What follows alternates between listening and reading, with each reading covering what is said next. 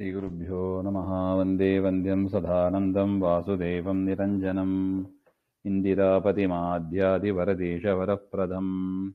ದ್ವಾದಶ ಸ್ತೋತ್ರ, ನವಮ ಸ್ತೋತ್ರದಲ್ಲಿ ದ್ವಿತೀಯ ಶ್ಲೋಕ. ವಿಧಿಭವ ಮುಖ ಸುರ ಸತತ ಸುವಂದಿತ ರಮಾ ಮನೋವಲ್ಲಭ ಭವ ಮಮ ಶರಣಂ ಶುಭತಮ ಕತಾಶಯ ಪರಮ ಸದೋದಿತ ಜಗದೇಕ ಕಾರಣ ರಾಮ ರಮಾರಮಣ. ವಿಧಿಭವ ಮುಖಸುರ ಸತತ ಸುವಂದಿತ, ಒಂದೇ ಪದ, ಸಂಬೋಧನಾ ವಿಭಕ್ತಿಯಲ್ಲಿ ಇದೆ ಅದು.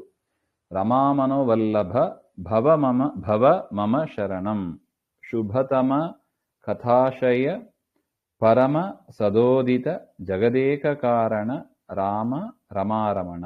ಹಾಗೆ ಅಂದರೆ ಇದು ಉತ್ತರಾರ್ಧ ಎಲ್ಲಾ ಶ್ಲೋಕಗಳಲ್ಲೂ ಸೇಮ್ ಇರುತ್ತದೆ.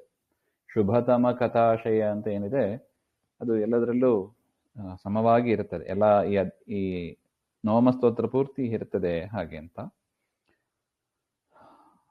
ಪೂರ್ವಾರ್ಧದ ಅರ್ಥ ವಿಧಿಭವ ಇತಿ. ವಿಧಿಭವ, ಹಾಗೆ ವಿಧಿ ಅಂದ್ರೆ ಬ್ರಹ್ಮದೇವರು, ಭವ ಅಂದ್ರೆ ರುದ್ರದೇವರು, ಮುಖೆ ಇವರೇ ಮೊದಲಾದ ಸುರೈಹಿ ದೇವತೆಗಳಿಂದ, ಎಲ್ಲಾ ದೇವತೆಗಳಿಂದ ಸತತಂ ಸುವಂದಿತ ನಿರಂತರ ನಮಸ್ಕರಿಸಲ್ಪಡುವ, ಸ್ತೋತ್ರ ಮಾಡಲ್ಪಡುವ ಪಾದವುಳ್ಳವನೇ ಅಂತ ಅರ್ಥ, ಸ್ವರೂಪವುಳ್ಳವನೇ ಅಂತ ಅರ್ಥ. ವಿಧಿಭವ ಮುಖಸುರ ಸತತ ಸುವಂದಿತ, ಬ್ರಹ್ಮರುದ್ರಾದಿಗಳಿಂದ, ಬ್ರಹ್ಮರುದ್ರ ಮೊದಲಾದ ದೇವತೆಗಳಿಂದ ಸತತವಾಗಿ ಸೇವಿಸಲ್ಪಡುವ, ಸ್ತೋತ್ರ ಮಾಡಲ್ಪಡುವವನೇ ಅಂತ ಅರ್ಥ. ರಮಾ ಮನೋ ವಲ್ಲಭ, ರಮಯ್ಯ ಲಕ್ಷ್ಮೀದೇವಿಯ ಮನಸ್ಸಿಗೆ ವಲ್ಲಭ ಪ್ರಿಯನಾದವನೇ.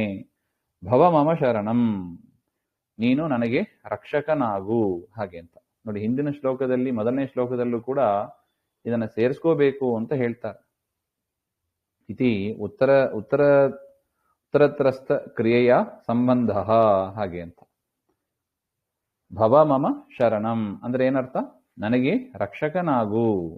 ಅಲ್ಲ, ದೇವರು ರಕ್ಷಕ ಅಲ್ಲವಾ? ಈಗಲೂ ರಕ್ಷಕನೇ ಆಗಿದ್ದಾನೆ ಹಾಗೆ ಅಂತ ಹೇಳಿದರೆ, ಹೌದು, ನನಗೆ ಇನ್ನೂ ವಿಶೇಷವಾಗಿ ವಿಶೇಷ ಜ್ಞಾನ, ವಿಶೇಷ ಭಕ್ತಿ, ವಿಶೇಷ ಸಂತೃಪ್ತಿ ಇವುಗಳನ್ನೆಲ್ಲ ಕೊಟ್ಟು ರಕ್ಷಿಸು, ಹಾಗೆ ಅಂತ ಪ್ರಾರ್ಥನೆ.